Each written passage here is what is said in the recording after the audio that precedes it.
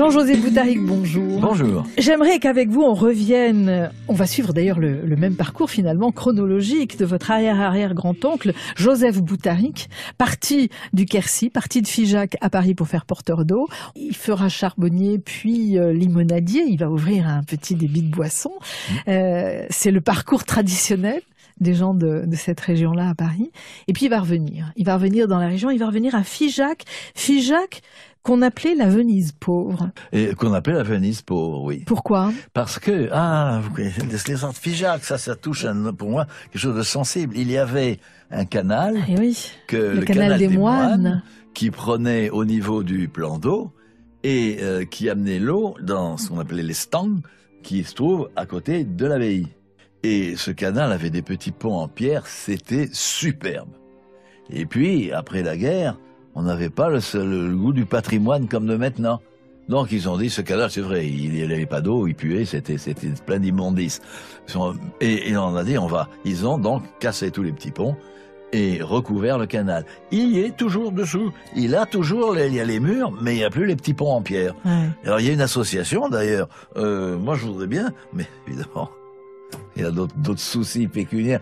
Mais c'est dommage parce que si Figeac, si ce canal pouvait être encore en service avec ces petits ponts, serait sur le plan touristique, c'était une fortune pour le tourisme.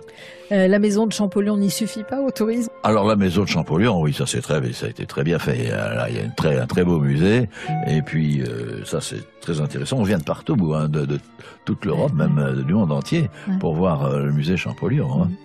La mère de votre arrière-arrière-grand-oncle, c'était Hélène. Hélène, oui. Hélène. L-A-I-N-E. Oui. Hélène, elle était réellement domestique au château? Non. Je ne sais rien. Là, c'est romancé. C'est romancé, oui. D'accord. C'était pour introduire le château de Bessonny, l'arrestation du maréchal Ney, etc. Et voilà. C'est une histoire, alors là, pour le coup, une histoire historique. L'arrestation du maréchal Ney. Absolument, oui.